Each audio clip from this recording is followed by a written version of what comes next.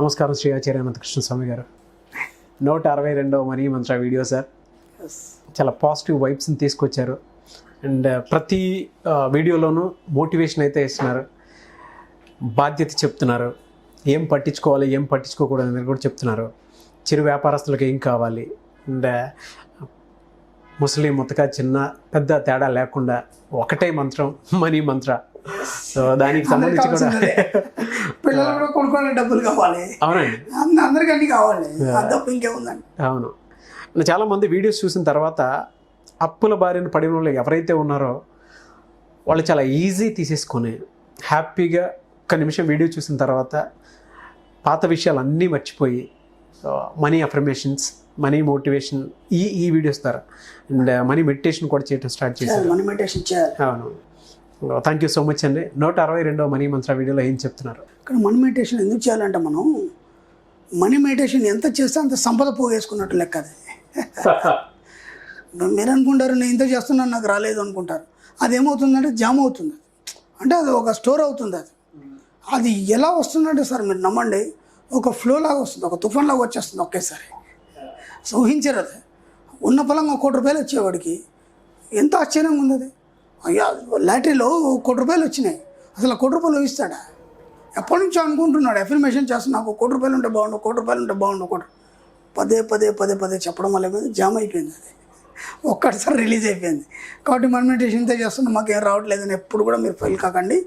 మీరు ఏం చేసినా చేయకుండా మనీ మెడిటేషన్ మాత్రం రెగ్యులర్ చేయండి, దాన్ని ఆపకండి. మీరు ఎంత చేస్తే అంత మీరు సంపదను పోగేసుకున్నట్టు, ఇది మాత్రం దృష్టిలో పెట్టుకోండి. ఓకే ఫ్రెండ్స్, అలాగే డబ్బు సంపదను ఎవరివ్వరండి, విశ్వం కూడా ఇవ్వదు. ఇప్పటిదాకా మనం విశ్వం ఇస్తుంది అనుకున్నాం కదా, మనం విశ్వం ఇవ్వదు, మీ పక్కవాడు ఇవ్వడు, దేవుడు ఇవ్వడు, ఎవ్వడు ఇవ్వడు. ఇది బాగా గుర్తుంచు. ఎందుకు ఇవ్వరంటే డబ్బు కానీ లేకపోతే సంపదను కానీ మీరు సృష్టించుకుంటున్నారు. మీకు ఏం కావాలని మీరు సృష్టించుకున్నప్పుడే అది మాత్రమే విశ్వం తీసుకొని మీకు భౌతిక రూపంలో ముందు ఉంచుతుంది.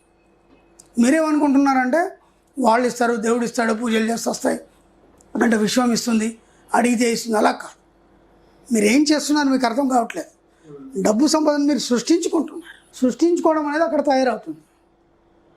ఇది చిన్న టెక్నిక్, ఇది ఎవరికి అర్థం కాదు. అప్పుడు మీరు ఎంత సృష్టించుకుంటున్నారు? 10,000 అంతే వస్తుంది, 1,00,000 రూపాయలు అంతే వస్తుంది, 10 లక్షలు అంతే వస్తుంది, 1 కోటి రూపాయలు అంతే వస్తుంది. ఇప్పుడు మీరు మీ యొక్క అవసరాన్ని బట్టి సృష్టించుకుంటున్నారా, లేదంటే మీరు ఒక గొప్ప కోటీశ్వరులు కావాలనుకుని సృష్టించుకుంటున్నారా, లేకపోతే ఒక పెద్ద బిజినెస్ మ్యాగ్నెట్ కావాలని సృష్టించుకుంటున్నారా, లేదంటే సమాజంలో ఒక గొప్ప వ్యక్తికి కావాలని సృష్టించుకుంటున్నారా? అది మీ ఇష్టం. అది ముందు మీరు డిసైడ్ చేసుకోవాలి దేనికోసం అని. డబ్బు సంపద కూడా దేనికోసం, అది మీకు తెలియకుండా ఏదో నాకు అది కావాలనేస్తే కాదు. కాబట్టి ముందు డిసైడ్ కండి మీకు దేనికోసం కావాలి. ఓ రాజకీయ నాయకుడు ఉన్నాడు, రాజకీయాల్లో గెలవడానికి దానికి తిరగడానికి డబ్బులు కావాలి. ఓకే, దానికోసం సృష్టించుకుంటాడు. ఓ 10 లక్షలు అయితే నేను ఎలక్షన్స్ అన్ని కంప్లీట్ చేయొచ్చు ఏదో అని. ఒక విద్యార్థి ఉన్నాడు, తన స్టడీ కోసం సృష్టించుకుంటాడు. ఓ 4-5 లక్షలు అయితే నేను ఫారెన్ టూర్ వెళ్ళొచ్చు, అక్కడ బాగా నేను స్టడీ చేసుకొని రావచ్చు. సో ఆ విద్యార్థి సృష్టించుకోవడం వల్ల వాళ్ళ అమ్మ నాన్నకి డబ్బు వచ్చింది. అర్థమైందా? ఏమనుకున్నాడు అబ్బాయి, నేను ఫారెన్ టూర్ వెళ్ళాలి, ఆ ఫారెన్లో వెళ్ళి నేను చదవాలి, పలానా స్టడీ చేయాలి, దాంట్లో స్పెషల్ ఏదైతే ఉందో అది నేను స్టడీ చేయాలని అనుకున్నాడు. బాగా అఫర్మేషన్స్ ఇచ్చాడు. దానికి వీళ్ళ నాన్న ఎవరైతే ఫ్యామిలీ ఉన్నారో వాళ్ళకి డబ్బు రావడం మొదలైంది. కొందరు ఏమంటారంటే పిల్లలు పుట్టిన తర్వాత జాతకాలు మారిపోతాయి అని అంటారు. పిల్లలు పుట్టినాక జాతకాలు మారిపోవు, బాగా గుర్తుంచుకోండి. అక్కడ ఏం జరుగుతుందంటే ఆ పిల్లల ఒక వ్యవస్థ ఎలా పెరుగుతుంది, వాళ్ళు ఏమేమి ఊహించుకుంటున్నారు, దానికి తగ్గట్టుగా ఆ యజమానికి డబ్బు రావడం అనేది జరుగుతుంది. అర్థమైందా? ఇప్పుడు వాడు కాన్వెంట్లో చదవాలనుకున్నాడు, ఆ కాన్వెంట్కి తగ్గ డబ్బు వస్తుంది. గవర్నమెంట్ స్కూల్లో చదవాలనుకున్నాడు, అంత సరిపడే డబ్బు వస్తుంది. అర్థమవుతుందా? లేకపోతే కన్ఫ్యూజన్గా ఉంటుంది, కానీ అదే నిజం. అంటే ఎవరు ఎంత సృష్టించుకుంటారు, ఎందుకు సృష్టించుకుంటారు, అది మనకు కరెక్ట్గా పర్ఫెక్ట్గా తెలియాలి. కాబట్టి ఇక్కడ డబ్బే అడిగాడు. మీరు దాన్ని సృష్టించుకున్నప్పుడు మాత్రమే దానికి సరిపడే డబ్బు అనేది వస్తుంది. ఇది బాగా గుర్తుంచుకోండి. దీంట్లో ఎలాంటి కన్ఫ్యూజన్ లేదు. మీకు ఏం కావాలి, ఎంత కావాలి, ఎలా కావాలి, మీరు సృష్టించుకుంటున్నారు కాబట్టి మీ దగ్గరకు వస్తుంది. కాబట్టి డబ్బు ఇక్కడ నుంచి మీరు ఏం చేస్తారంటే డబ్బు సంపద ఐశ్వర్యాన్ని మీరు సృష్టించుకోవడం నేర్చుకోండి. ఇది ఒక కళ అని చెప్పాను. కాబట్టి దీన్ని మీరు సృష్టించుకోవడం నేర్చుకోండి. మీరు ఎంత సృష్టించుకుంటే అంత మీ దగ్గరికి రావడం అనేది మొదలవుతుంది. ఓకే, ఇంకా దీంట్లో మనం ఇంకా కొన్ని చిన్న టెక్నిక్స్ చెప్పుకున్నాం, సింపుల్ టెక్నిక్స్. ఎలా ఉంటే ముందుగా ఈ రహస్యాన్ని తెలుసుకున్న వారు ఎక్కడున్నా సరే ఏదైనా పొందగలరు. అంటే సృష్టించుకోవడం అని తెలిసిందా, వాళ్ళు ఎక్కడున్నా సరే ఏదైనా పొందగలరు. సపోజ్ ఏదో అడవిలో పోతున్నారు, ఆకలి అవుతుంది, అక్కడేం దొరకవు, మీరేం చేయాలి? ఆహారాన్ని సృష్టించుకోవాలి.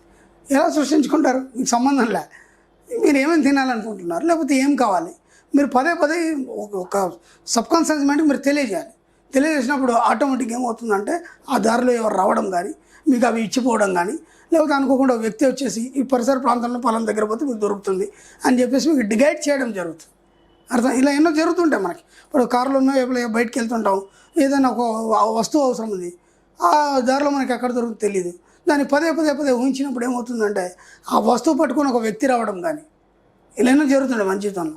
లేదంటే ఆ పరిసర ప్రాంతంలో అది దానికి సంబంధించి ఎరుక తెలియజేయడం, దాన్ని ఏమంటాం? ఎరుక.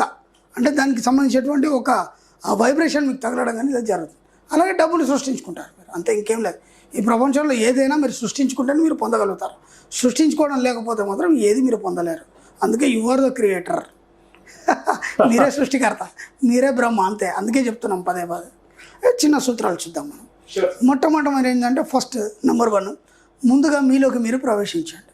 చెప్పాను ఎన్నోసార్లు, మీ ఇన్నర్ మైండ్తో మీరు కనెక్ట్ కండి. మీలోకి మీరు ప్రవేశించడం అంటే మీరు లోపల ఉండి ఎప్పుడు ఆలోచించాలి, మెడిటేషన్లో కానీ లేదంటే పడుకున్నప్పుడు కానీ 24 గంటలు మీ యొక్క సబ్కాన్షియస్ మైండ్తో కనెక్ట్ కావాలి. అండ్ నెంబర్ 2, సమాజంలో జరిగే ఏ విషయాలను పట్టించుకోకండి. ఎస్, బాధ్యత మాత్రం ఉండాలని ఎన్నోసార్లు చెప్పుకో. అలాగే 3వది, మీకు కావాల్సిన వాటితో మమేకం కండి. ఎప్పుడు మమేకం అవుతారు? మీరు దాన్ని ప్రేమించినప్పుడు మమేకం అవుతారు. మీకు ఒక షర్ట్ నచ్చిందండి, దాన్ని చాలా కొనాలనుకుంటే దాన్ని ఎంత ఇష్టపడతారంటే, అబ్బా ఆ షర్ట్ నాకుంటే బాగుండు, అది ఎక్కడైనా సరే ఏ షోరూంలో నేను వెళ్ళి తీసుకొని రావాలి, ఊరికే దాని మీద ఊహల్ని పంపించి దాని మీద ప్రేమను పెంచుకున్నాను. అవును, అంటే మమేకం అయిపోవడం. మీరు ఏదైతే కావాలనుకుంటారో దాంతో మీరు కలిసిపోవడం అనేది మమేకం అంటారు దాన్ని. అలా మీకు ఏదైతే కావాలో వాటితో మీరు మమేకం అయిపోండి. అలాగే మీరు ఎలాగే ఉండాలనుకున్నారో అలాగే ఉండండి. ఓకేనా? ఇది ఖచ్చితంగా పాటించండి. అలాగని ఎవరి కోసం మీరు మారాల్సిన అవసరం లేదు, ఎవరి కోసం మీ యొక్క యాటిట్యూడ్ని మార్చుకునే అవసరం లేదు. కాబట్టి ఎంత వీలైతే అంత మీరు ఎలా ఉన్నారో అలా ఉండడానికి మాత్రమే ప్రయత్నం చేయండి. అప్పుడే మీరు ఏది కోరుకుంటే మీ దగ్గరకు వస్తుంది. అలాగే మీకు ఎంత డబ్బు కావాలనేది మీరే సృష్టించుకోవాలి. చెప్పుకున్నాం కదా ఎలా సృష్టించుకోవాలి, దేనికోసం సృష్టించుకోవాలి, అది మీ ఇష్టం, అంతే. మీరు ఎంత సృష్టించుకుంటారో మీ దగ్గరకు వస్తుంది. నా దగ్గర లేదనే సమస్య లేదు. Creator, you are the creator, ఎంతైనా సృష్టించుకోండి. Okay, right. అలాగే మీకు కావాల్సిన సంపదను కూడా మీరే సృష్టించుకోండి. డబ్బే కాదు, సంపద కూడా కావాలిగా. సంపద అంటే ఒక బైక్ కావాలి, ఒక ఇల్లు కావాలి, ఒక విల్లా కావాలి, ఇంత పొలం కావాలి, లేదంటే నేను ఈ మెయిన్ సెంటర్లో ఏదో నేను కట్టుకోవాలి, షాపింగ్ కావాలి, అది కూడా సంపదను కూడా మీరే సృష్టించుకోవాలి. అంతగాని ఇవ్వడి మీరు ఏది కోరుకుంటే అది సృష్టించుకోవడం వల్ల మీకు పొందడం జరుగుతుంది. అలాగే ఎందుకంటే మీ కోరికలకు మీరే సృష్టికర్త. ఇక్కడ ఎవరు బాధ్యత లేదండి. నాకు అది లేదు అని అంటే అది మీరు సృష్టించుకోలేదు కాబట్టి మీ దగ్గర లేదు, అంతే, సింపుల్. మీరు పొందలేరు అంటే అది మీరు సృష్టించుకోలేదు కాబట్టి మీరు పొందలేరు, సింపుల్. సృష్టించుకోవాలంటే వచ్చేస్తుంది, అంతే. ఇక మీ జీవితానికి ఎవరు కర్తలు కారు. ఎవరి మీద మీరు కాంప్లైంట్ చేయడం కానీ, ఎవరిని కూడా విమర్శలు చేయడం కానీ, అలా చేయడం వల్ల నా జీవితం ఇలా అయింది అనడం కానీ, అట్లాంటి పిచ్చి పిచ్చి మాటలు ఎప్పుడు కూడా మాట్లాడకండి. మీ జీవితానికి మీరే కర్తలు. ఏదైనా పొరపాటు జరిగింది మీ జీవితంలో జరిగిందంటే కూడా దాని లోతుల్లోకి వెళ్ళినప్పుడు, దాని మూలాలను తెలుసుకున్నప్పుడు దానికి కారణం మీరే అని తెలుస్తుంది. ఎందుకంటే మన సబ్జెక్ట్ చాలా డెప్త్గా పోయినప్పుడు ఒక స్టేజ్కి వెళ్ళిన తర్వాత మీకు ప్రతిదీ అర్థమవుతుంది. ఓ, నేను ఎప్పుడో ఇలా అనుకున్నాను, అందుకే ఇలా జరిగింది.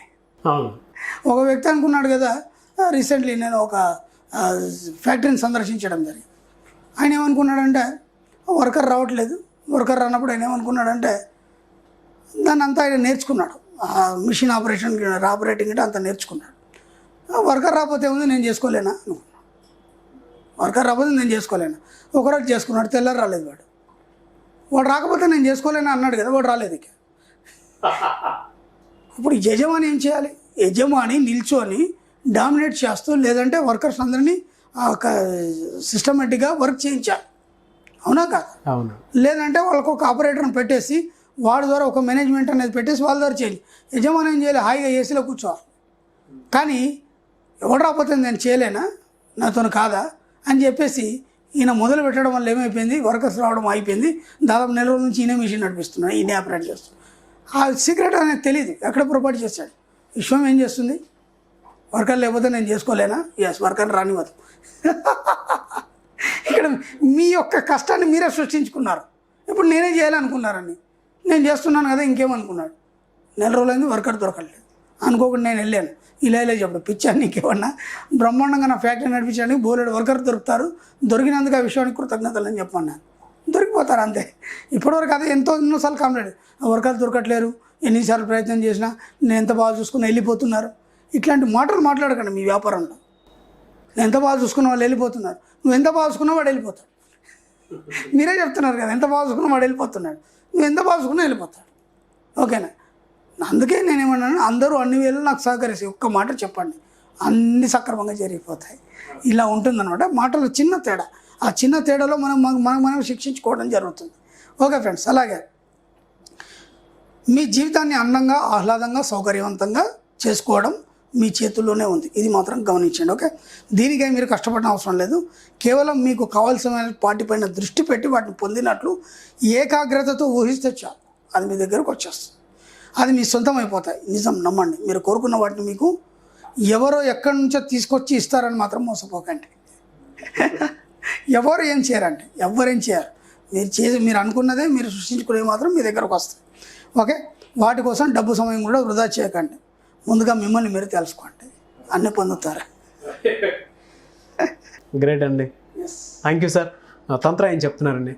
కొందరికి చాలా అనుమానాలు ఉన్నాయండి. మేము ఎన్ని పూజలు చేస్తున్నాం, ఎన్ని చేస్తున్నా సరే మాకు కలిసి రావట్లేదు, దీనికి ఇంకేమైనా ఉన్నాయా, చెప్పేవాళ్ళు లేరు అనేది ఉంటుంది.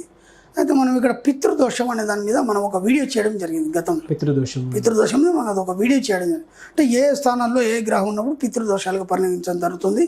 అలాగే వాళ్ళ ఇంట్లో వాతావరణాలు ఎలా ఉన్నాయి, అలా ఉన్నప్పుడు అది పితృదోషంగా పరిగణించడం జరుగుతుంది అనేది మనం గతంలో వీడియోలో చెప్పాము. మనం వ్యాపారంలో కనుక నష్టాలు కానీ ఎన్ని ప్రయత్నాలు చేసినా మనకు ఏది కూడా మనకు సరిగ్గా కానప్పుడు పితృదోషం కూడా ఒక కారణం అవుతుందండి. కాబట్టి మీరు ఏం చేస్తారంటే పితృదోషానికి సంబంధించినటువంటి పరిహారాలు ప్రక్రియలు ఉండి చేయించండి. తర్వాత మీ వ్యాపారం అనేది ముందుకు సాగడం జరుగుతుంది.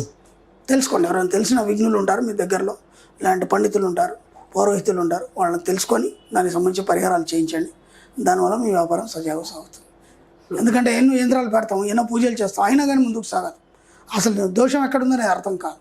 ఈ పితృదోషం అనేది కూడా మీకు ఇబ్బంది పెడుతూ ముందుకు సాగనివ్వకుంటుంది. కాబట్టి ఒకసారి అది తెలుసుకొని ప్రక్రియలు చేస్తే సరిపోతుంది. థ్యాంక్ యూ అండి, thank you so much sir.